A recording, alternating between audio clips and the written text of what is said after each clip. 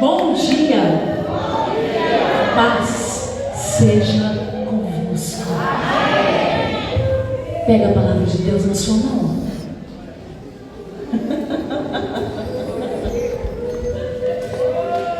Abre a sua Bíblia em Mateus, capítulo 25, versículo 13.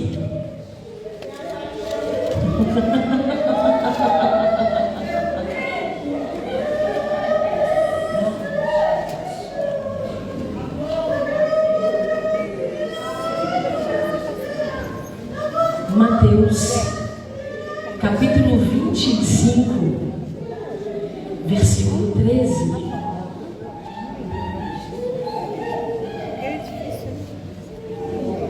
A palavra de Deus diz assim, Mateus, capítulo 25, versículo 13, na tradução da Bíblia Viva. Portanto, fiquem acordados e estejam preparados, porque vocês não sabem a data nem o momento da minha volta. Vou ler de novo. Portanto, fiquem acordados e estejam preparados, porque vocês não sabem a data nem o momento da minha volta. Podemos assentar. Primícias do Grupo Missionário de Mulheres.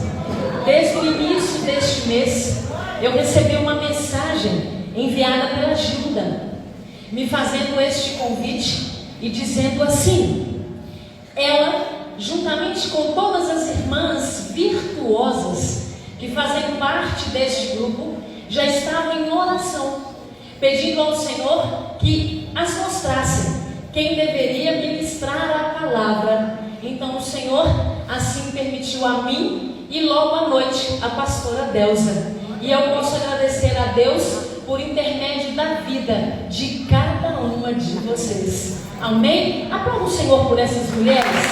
Mulheres de grande valor na presença do Senhor, que tem sido um grande esteio para a igreja, para as suas casas, e assim nós temos. Eu creio em tudo aquilo que o Senhor ainda tem por fazer através da vida de cada uma de vocês. E eu gostaria de aproveitar essa oportunidade.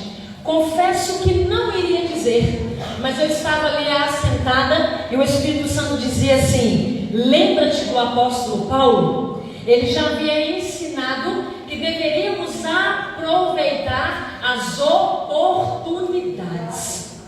Rapidamente eu quero te dizer, muitos aqui já tiveram acesso a uma campanha que foi levantada há cerca de aproximadamente uns 15 dias, que se chama #Todos pela Manu. Quem já viu aqui em suas redes sociais? Por que estou levantando esta bandeira? Nós, como igreja, nos posicionamos. E eu prestei bastante atenção na coreografia que aqui foi apresentada, na qual uma estrofe dizia assim: ouça o choro da terra. Não é isso? Para aquelas que estavam aqui dançando. Então eu quero lhe pedir, como igreja, ouça o choro daqueles que estão precisando.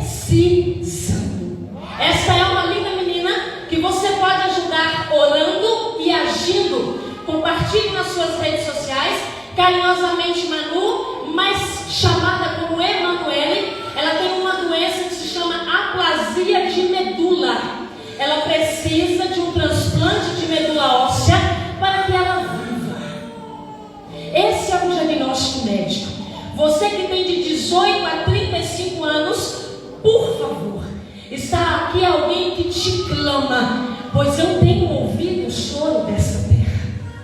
Vá ao Minas, se inscreva, para que você esteja dentro deste quadro de possíveis doadores, porque esse transplante só pode ser feito em uma medula compatível.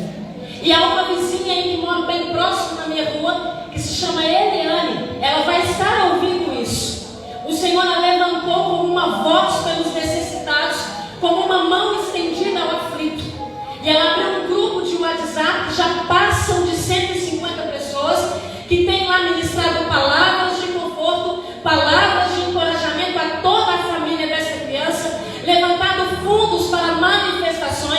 Nesta semana que se inicia hoje, eles estarão se reunindo na porta do Hemominas.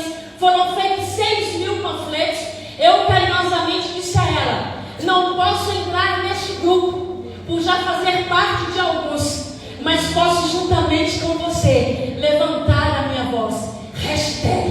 #todos pela Manu. Quando você estiver orando, eu vou pedir ao Espírito Santo que te incomode para que você interceda a favor dela.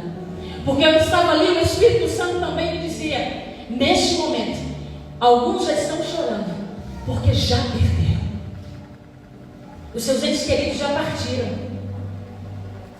Nós não podemos nos calar.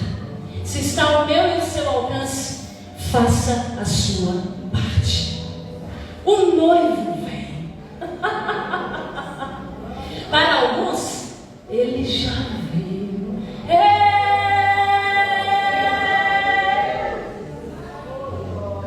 Para mim e para você, nós estamos o aguardando. Quem é este que nem mesmo nos avisa o dia e nem a hora, mas de forma alguma tira de nós a certeza da sua chegada? O apóstolo Paulo nos apresenta a ele. E eu gostaria que você abrisse a sua Bíblia em 2 Coríntios, no capítulo 11, no versículo 2. O apóstolo Paulo nos apresenta este noivo. Volto a lhe repetir: quem é ele? Que não nos avisa o dia, nem a hora, mas nem tampouco tirou de mim a esperança da sua chegada. 2 Coríntios, capítulo 11, no versículo 2. A palavra de Deus diz assim, 2 Coríntios, capítulo 11, no versículo 2, na tradução, nova tradução na linguagem de hoje: o mesmo zelo que Deus tem por vocês, eu também tenho, porque vocês são como uma virgem pura, que eu prometi dar em casamento somente a um homem, que é Cristo. O apóstolo Paulo aqui nos apresenta, dando nome a este nome: Cristo. Cristo é denominado o noivo, porque ele tem propriedade para se casar com esta noiva. E eu quero te explicar por quê.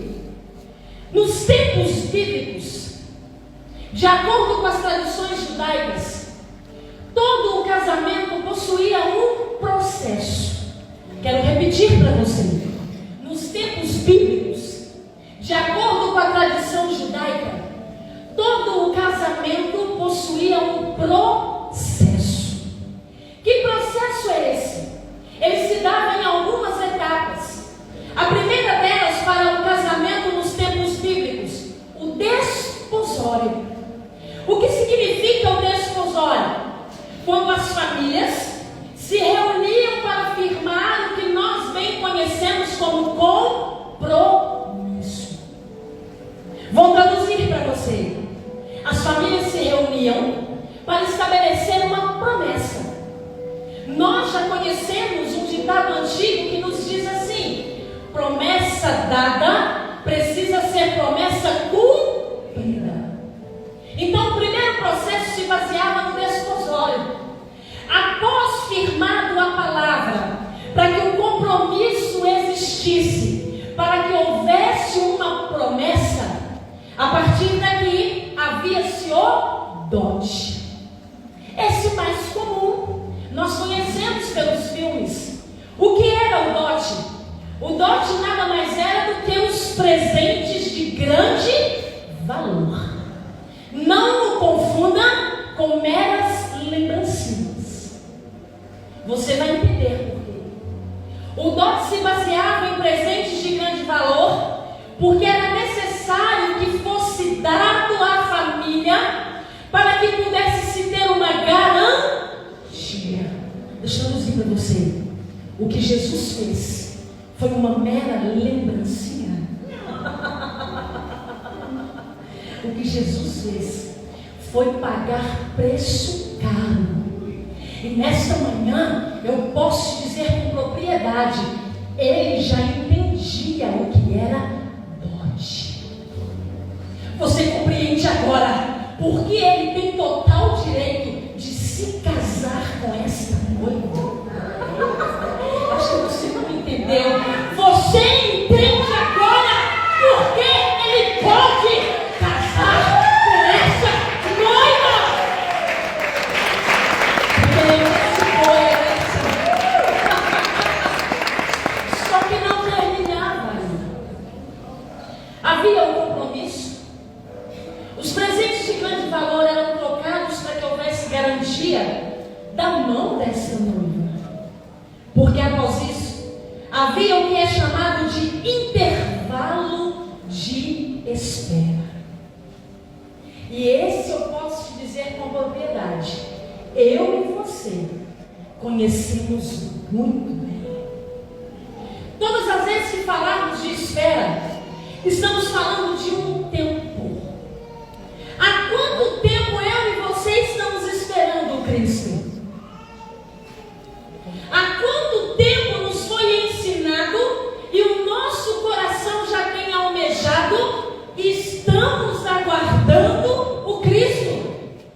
Só que este tempo de espera era um tempo onde a noiva, aquela que foi prometida e já havia recebido os presentes, precisava se manter pura.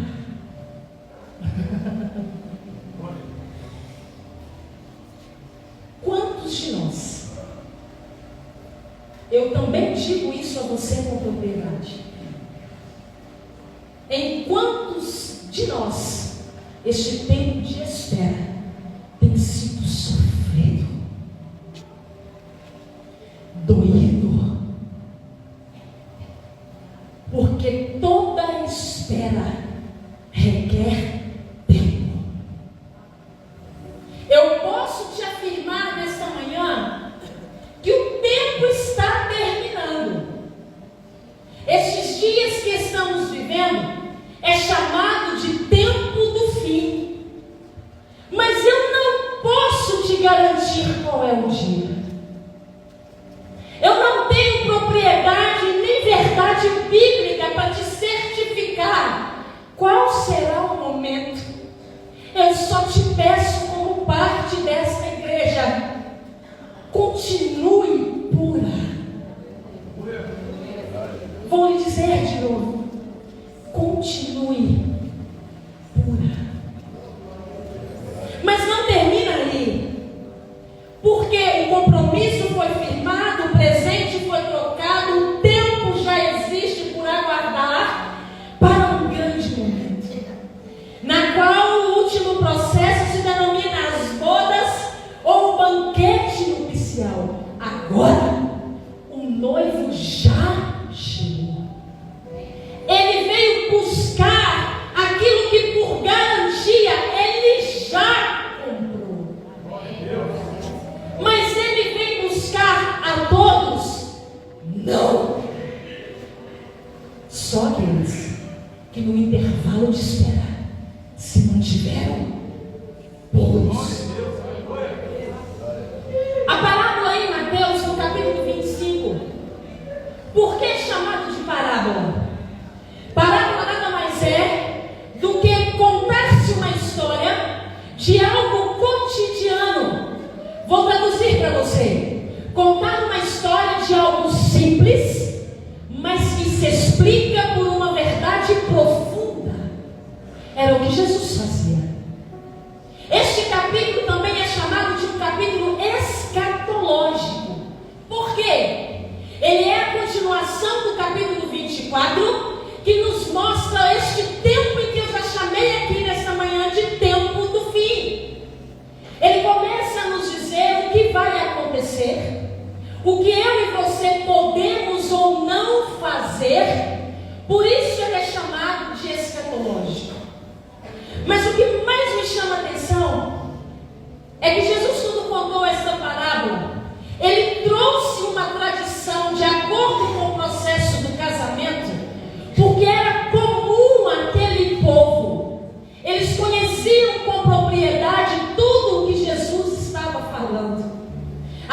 verdades que nessa manhã eu quero extrair desta parábola mais conhecida como a parábola das 10 virgens, e que eu e você vamos aplicar na nossa vida. Existe algo em comum. Essa parábola nos mostra 10 virgens. Quantas eram? 10. Elas eram? 10.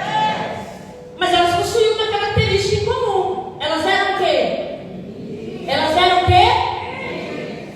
Então você sabe tão bem quanto eu que eram 10 moças virgens. O que mais elas possuíam em comum? As 10 possuíam lamparinas. Algumas traduções está escrito assim: lâmpadas. Não como esta lâmpada que nós vemos. Nós já tivemos aqui uma campanha algum tempo atrás em que o pastor colocava lamparinas acesas aqui à frente. É como aquelas, se a sua mente se recorda. Alguns vão reproduzir como tochas. Então elas eram 10 virgens que possuíam lamparinas. Mas há algo também em comum. Além de serem 10 virgens, as 10 possuíam lamparinas, mas as 10 dormiram. Eu confesso que quando li a primeira vez, eu falava: Senhor, como que as prudentes me dormem? Lembre-se, as 10 dormiram. O que é isso em comum entre elas? As 10 moças eram religiosas. Elas conheciam muito bem a tradição. As 10 moças, além de serem religiosas, tinham lamparinas. Sabe o que isso significa? Todas as 10 tiveram a mesma oportunidade. E não bastando isso, as 10 eram religiosas porque eram virgens.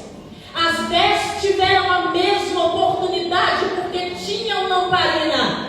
As 10 dormiram. Este sono não é um sono espiritual. Este sono é proveniente de cansaço. E quando eu estava preparando esta palavra, o Espírito Santo disse a mim: diga a alguns que estarão lá, pelo amor de Deus, você precisa descansar. Deixa eu dizer para você, a minha palavra vai direcionar aos presidentes de grupo missionário. Já tem algum tempo que eu tenho orado pelas suas vidas. O Espírito Santo disse assim a mim: diga a eles precisam descansar. Não me confunda e não use de forma herética. Eu não estou dizendo parar. Eu só estou dizendo que super-homem e super-mulher só estão nos desenhos de ficção. Isto é imaginário. Porque na realidade eu não sou de ferro e nem você é. Há outros que estão aqui. Pare de pensar e ser durão ou durona demais. Porque o que Deus permitiu que acontecesse com você foi para quebrar suas estruturas e validar sua dependência. Se precisar chorar, chora. Se precisar cair de joelhos, que caia. Se precisar rastejar, que rasteja. Eu só quero lhe dizer: descansa.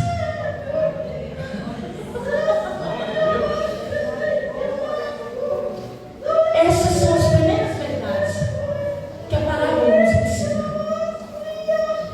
Mas o que me chama a atenção, que eram as moças virgens.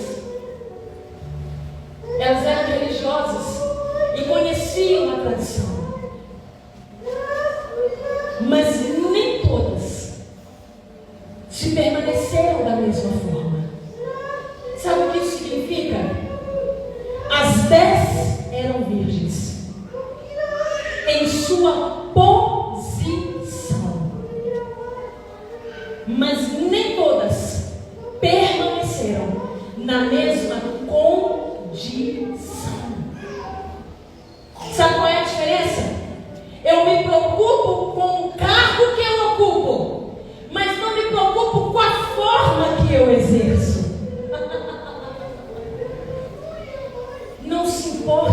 posição, mas valide sua condição para você continuar no caminho.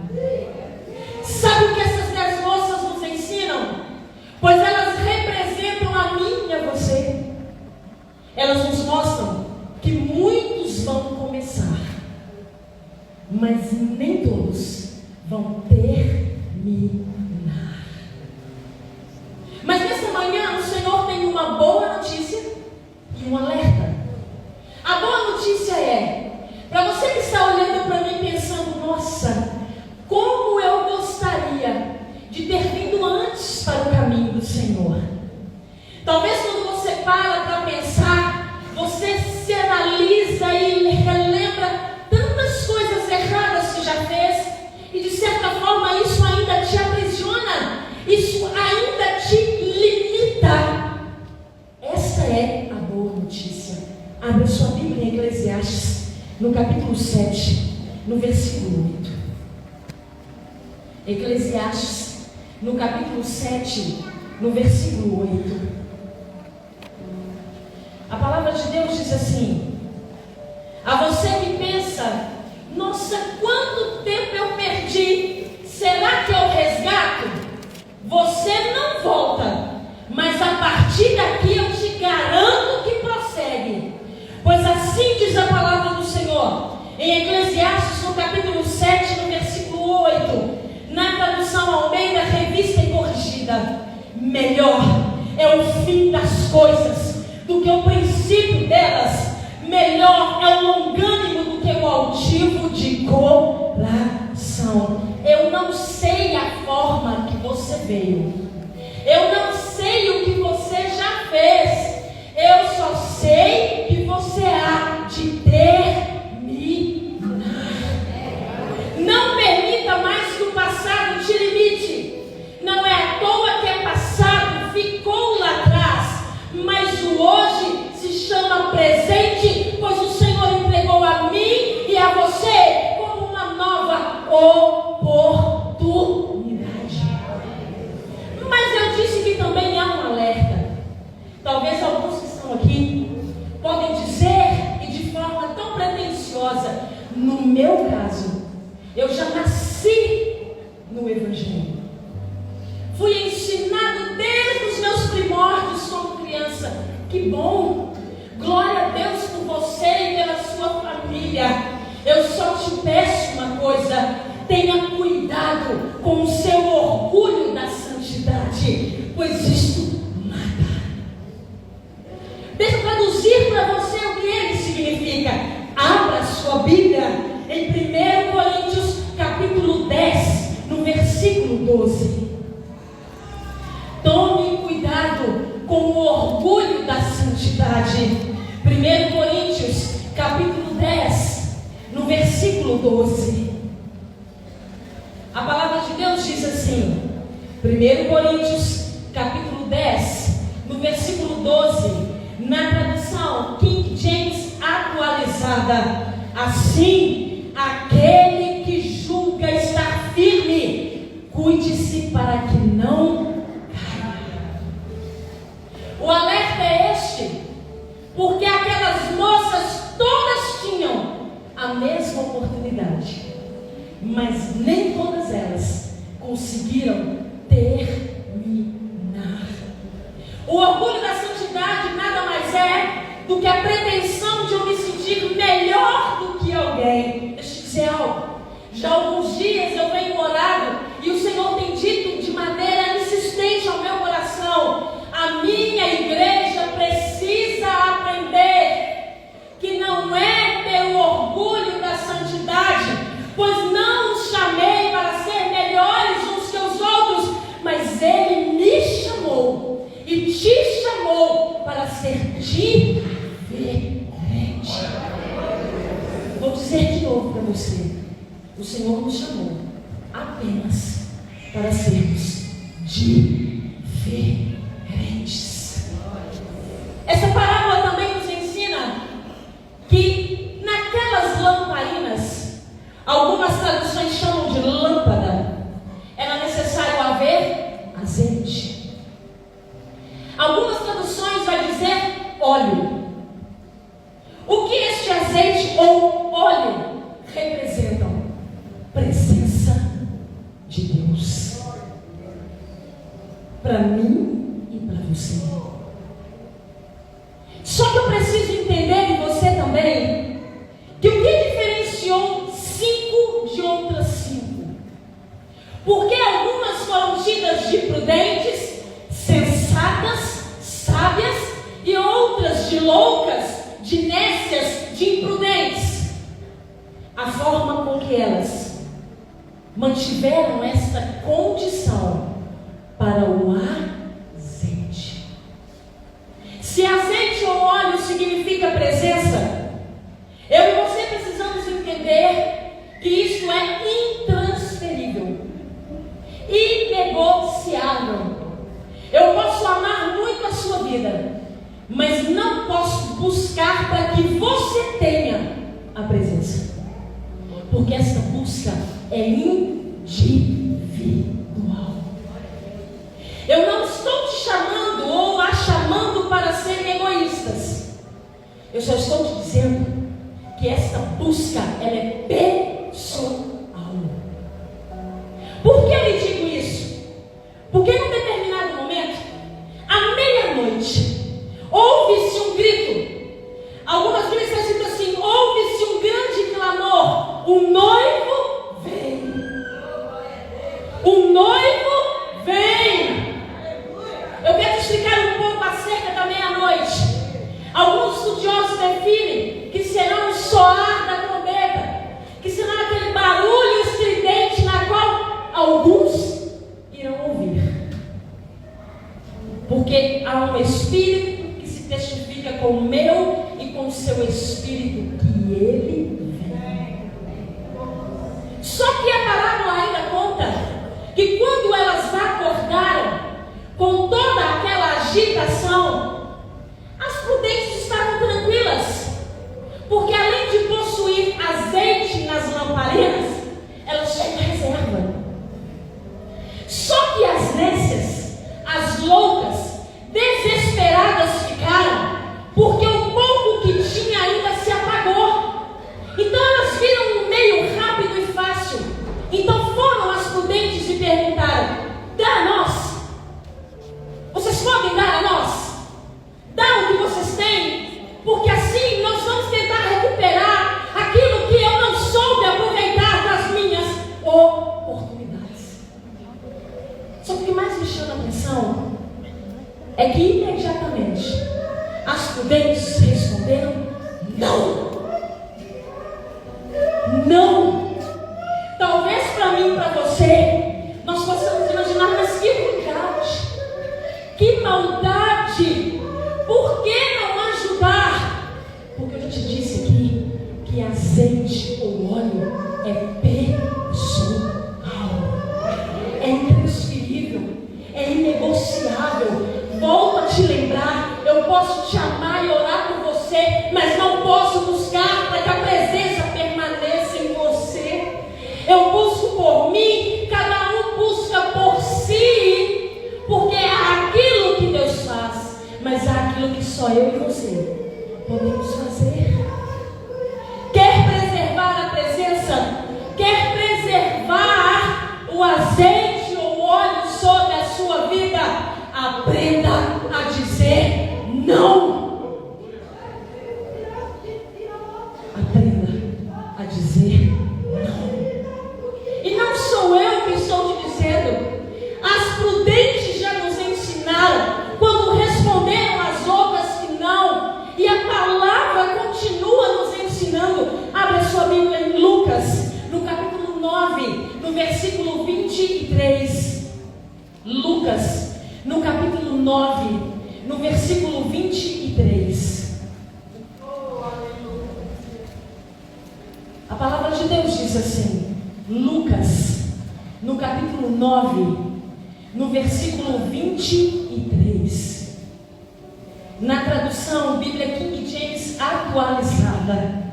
E Jesus proclamava às multidões: se alguém deseja seguir-me, negue-se a si mesmo, Tome a sua cruz dia após dia e caminhe após mim. Não sou eu que digo, é a palavra que diz: quer observar a presença de Deus em sua vida, aprenda a dizer não. Não há quem você é, não há quem os outros esperam que você seja, mas sim aquele que já escreveu toda a nossa história. A Ele eu lhe digo: diga sim, mas as coisas desta terra, por mais que lhe doa, não se prenda a isso. Não também é resposta. Mas quando ali não havia possibilidade alguma, as nesses, como você bem sabe, não puderam entrar, porque a porta se fechou. Neste dia, a porta ainda está aberta. Ela ainda não está cerrada. Quer dizer, trancada, fechada. Haverá um dia em que ela estará. Mas ainda que este dia chegue, é urgente a preparação. Quem quer ser aprovado ou aprovada precisa estar preparado ou preparada. Eu gostaria de lhe dizer que o processo de preparação é leve, não pulso. Porque a palavra de Deus também me diz como ele será. Para terminar, 1 Pedro, capítulo 1, no versículo 7. 1 Pedro, no capítulo 1, no versículo 7. A palavra de Deus diz assim, 1 Pedro, capítulo 1, no versículo 7, na tradução, nova tradução na linguagem de hoje. Essas provações são para mostrar que a fé que vocês têm é verdadeira, pois até o ouro, que pode ser destruído, é provado pelo fogo. Mas da mesma maneira, a fé que vocês têm, que vale muito mais do que o ouro, precisa ser provada, para que continue firme, e assim vocês receberão aprovação, glória e honra no dia em que Jesus Cristo for revelado. Eu termino dizendo: para as prudentes não foi fácil. Além de manter azeite na lamparina, ainda trouxeram azeite na reserva. Era pesado para carregar, era pesado para transportar, dava trabalho para permanecer segurando. Mas eu quero te dizer, elas terminaram, porque por mais pesado que fosse, elas seguraram a lamparina, elas seguraram a reserva, porque elas bem sabiam o que elas necessitavam. O noivo veio para uma igreja preparada. Aplauda o Senhor.